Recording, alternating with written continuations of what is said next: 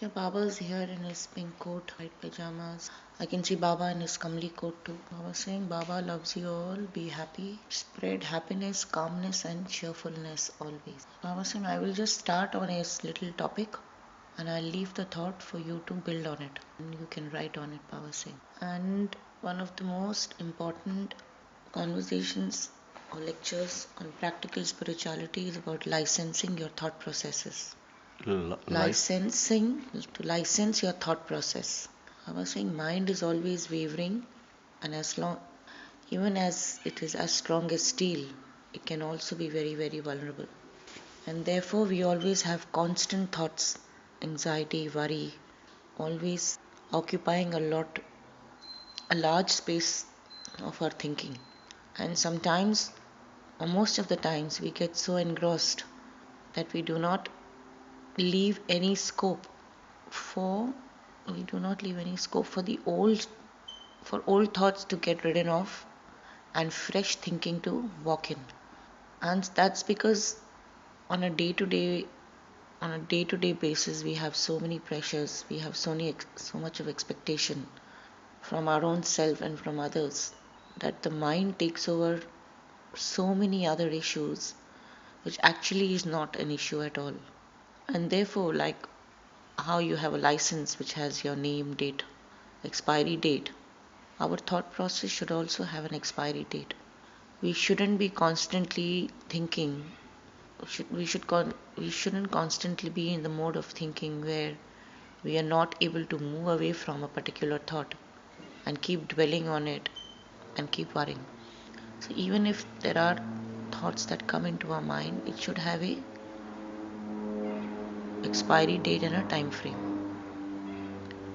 And we can only change our way of thinking by bringing in more positive elements from the very thought process that we start. And I'll leave this topic with you to build on it. Yeah, my question is good thought, but the analogy of expiring like a license is actually beyond our control. The government or the authority makes it expired, Yeah, but but you have to go by your own thought. You're in control, right? I'm so talking about a thought that is in your control. yes, I'm so just giving an example. yes, so how do I or anyone expires their own thoughts because it's not imposed on us like the license is imposed on us, whereas our own thought process it's not imposed by someone else. How do we make it expired? By being less worryful. Worrying about a thought is not going to help you to move away from it, right? Mhm. So you have to condition your own self and say, yes, okay, I have an issue, I have a thought, I have a thinking, but I want to move on. I don't want to dwell on that thought. Things can't change or it can't improve or there is no scope for improvement. Hmm. So it is very much in your own control. I'm just giving an example of a Hmm. validity, for example, like a license. Right, but that validity which is on your license is also a positive validity until that period, isn't it? Hmm. So you're saying that it is legitimate to have thoughts. Every thought needs to expire by our own actions so that it doesn't bother us beyond its Right, own time, space, and situation. correct. This is a big thing. That's why I'm leaving the thought with you to build on it. It is a very big thing, isn't it? It's training, like as I said, for your sports, for singing, dancing, studying. You train yourself, isn't it? Why can't you train your thought process? Bring in freshness. The more positivity you bring in, the more positivity will touch you. And, it also comes down to being more resilient, being more accepting of situations, and saying, okay, this is in my control and let me do the best or put my best foot forward and work on it. What is not in my control is something that I'll have to deal with and work on it, isn't it? Yes, the same thing has been said by Krishna to Arjuna in Bhagavad Gita to control the mind. But Arjun's answer was that to control mind is more difficult than to control wind. Tasaham nigraham manne vayureva sudushkaram. It is more difficult to control the mind than Vayu, the, or the Yes, it is. So, how ordinary people like us control the mind?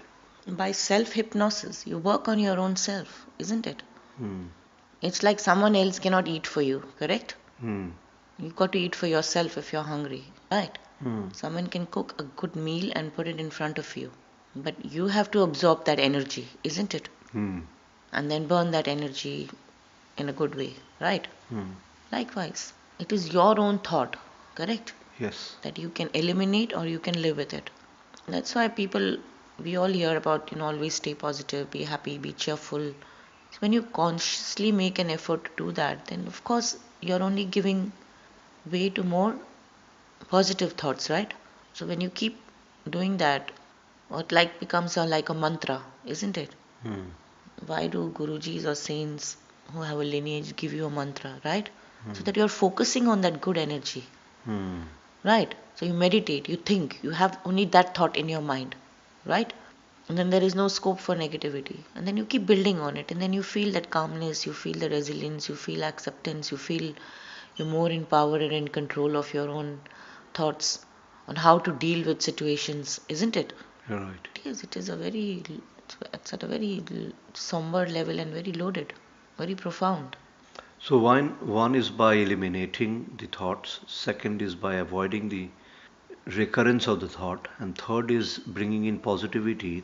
And the example that you gave of bringing in positivity is like a mantra of a guru, which gives you positive thoughts in your mind. So three different techniques: Yes. elimination, avoidance, and third one is bringing in a positive aspects in the mind. When a student does a good job, we keep motivating them, right? We say, keep up the good work, right? Stay charged, put in more effort, give your best, isn't it? Mm. Likewise, you have to train your thought process, you have to train your mind to stay very strong. And of course, that is why in today's world challenges, there are so many stresses, and therefore people, go through depression and anxiety and a feeling of low esteem, and because there is so much pressure from every end, expectation from family, friends, at work, different situations where the mind can become very heavy, isn't it? Mm. And if the mind is not positive and charged, it will definitely have a rippling effect on your physical body, Mm. isn't it? Mm. Therefore, they say self training, self hypnosis. People train to that extent. They tell their mind that yes, I can do it, right? Mm.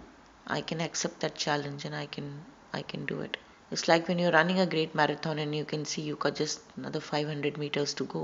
You feel very vulnerable. You feel that you can't do that 500, right? Mm. After completing such a big marathon, but it is your thinking that changes it for you, right? Yes, I can do it. It's not difficult. This nice thought with you. अवतार मेहर बाबा की जय.